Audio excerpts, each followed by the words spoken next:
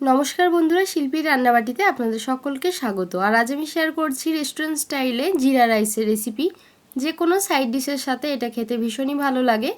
আর একেবারে পারফেক্ট ঝরঝরে জিরা রাইস বানানোর জন্য সমস্ত রকম মাপ এবং সমস্ত রকম টিপ আমি আজ শেয়ার করব। আর এটা খুব ঝটপট মাত্র 10 মিনিটে বানিয়ে নেওয়া যায়। তো চলুন রেসিপিটা দেখে নেওয়া যাক। আর আমার চ্যানেলে নতুন বন্ধু হয়ে থাকলে চ্যানেলটা সাবস্ক্রাইব করার অনুরোধ রইল। এর জন্য একটা কড়াইতে দিয়ে দিলাম 1 টেবিল চামচ ঘি। আর যদি ঘিটা মেল্ট হয়ে থাকে তাহলে 2 টেবিল চামচ দিয়ে দেবেন। জিরা রাইস যদি ঘিতে বানানো হয় তার স্বাদ কিন্তু ভীষণই ভালো হয়। ঘিটা মেল্ট হয়ে গেছে, এবার দিয়ে দিলাম 2টো তেজপাতা, 2টো শুকনো লঙ্কা, একটা বড় এলাচ, 1 টুকরো দারচিনি। আর যেহেতু জিরা রাইস তাই দিয়ে দিলাম 1 চা চামচ জিরে। আপনারা চাইলে 1.5 চা চামচও দিতে পারেন। ফোড়নটা দিয়ে 20 থেকে 30 সেকেন্ডের জন্য একটু ভেজে নিলাম। আপনারা চাইলে এই জিরা রাইস কিন্তু সম্পূর্ণ নিরামিষ বানাতে পারেন পেঁয়াজ ছাড়া, আবার পেঁয়াজ দিয়ে বানালেও কিন্তু এটা খেতে ভীষণ ভালো লাগে। ফোড়নটা ভেজে নেওয়া হয়ে গেছে, এবার এর মধ্যে দিয়ে দিচ্ছি একটা বড় সাইজের পেঁয়াজ কুচি। আর আপনারা যদি সম্পূর্ণ নিরামিষ বানাতে চান সেক্ষেত্রে পেঁয়াজ ছাড়া একইভাবে বানিয়ে নিতে পারেন, তাতেও কিন্তু খেতে ভীষণ সুস্বাদু হয়। পেঁয়াজটা দিয়ে নাড়াচাড়া করে একটু ভেজে নেব। খুব বেশি ব্রাউন করে ভাজার কোনো প্রয়োজন নেই, একটু নরম হয়ে গেলেই হবে। দেখুন পেঁয়াজটা একটু নাড়াচাড়া করে ভেজে নিয়েছি, একটু নরম হয়ে গেছে। এবার এর মধ্যে দিয়ে দিচ্ছি চাল। আমি এখানে বাসমতি চাল ব্যবহার করেছি। বাসমতি চাল দিয়ে কিন্তু জিরা রাইস ভালো হয়। চালটাকে ভিজিয়ে রাখিনি, ভালোভাবে 2-3 বার জল পাল্টে ধুয়ে নিয়েছি। চাল ভিজিয়ে রাখার কোনো প্রয়োজন নেই। যে কোনো একটা গ্লাস বা বাটি সেট করে নেবেন, সেই বাটি বা গ্লাস দিয়েই কিন্তু চাল এবং জল নিতে হবে। আমি এখানে একটা কাপ দিয়ে 1.5 কাপ পরিমাণে চাল নিয়ে নিয়েছি। আর এই কাপ দিয়েই আমরা কিন্তু জলটা ব্যবহার করব। চালটা দিয়ে লো ফ্লেমে 1 মিনিটের জন্য একটু ভেজে নিতে হবে।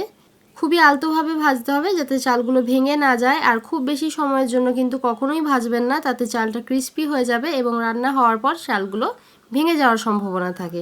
দেখুন হালকা একটু ভেজে নিয়েছি। এবার এর মধ্যে দিয়ে দিচ্ছি আগের থেকে গরম করে রাখা জল। 1.5 কাপ চালের জন্য এখানে 3 কাপ পরিমাণে জল ব্যবহার করেছি। যে পরিমাণে চাল নেবেন তার ডাবল জল দিতে হবে। অবশ্যই একটা কাপ বা বাটি দিয়েই কিন্তু চাল এবং জল নিতে হবে।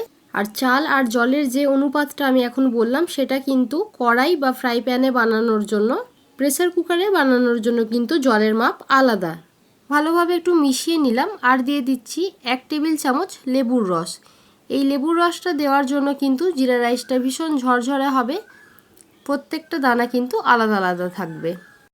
এক্ষেত্রে আরেকটা কথা বলে রাখি, বাড়িতে অনেক সময় খুব ছোট সদস্য থাকলে বা বয়স্ক দাদু দিদা থেকে থাকেন, সেক্ষেত্রে ওনারা কিন্তু খুব ঝরঝরে জিরা রাইস খেতে অনেকেই পছন্দ করেন না।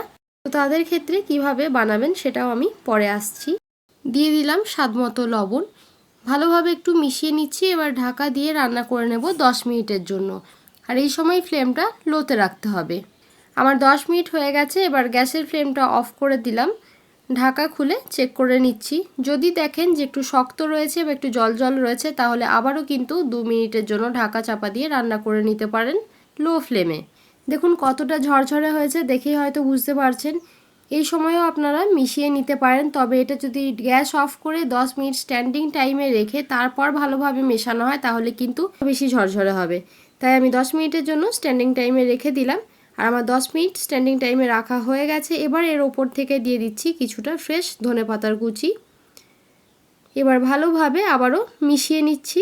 যেটা বলছিলাম, বাড়িতে যদি খুব ছোট সদস্য থাকে বা বয়স্ক দাদু দিদা থেকে থাকেন সেক্ষেত্রে আপনারা এই সময় রান্না হয়ে যাওয়ার পর কিছুটা পরিমাণ তুলে অল্প পরিমাণ কড়াইতে রেখে দিয়ে তাতে সামান্য পরিমাণে জল দিয়ে লো ফ্লেমে আবারও 3 থেকে 4 মিনিটের জন্য একটু রান্না করে নিতে পারেন, তাতে কিন্তু বেশ নরম হয়ে যাবে।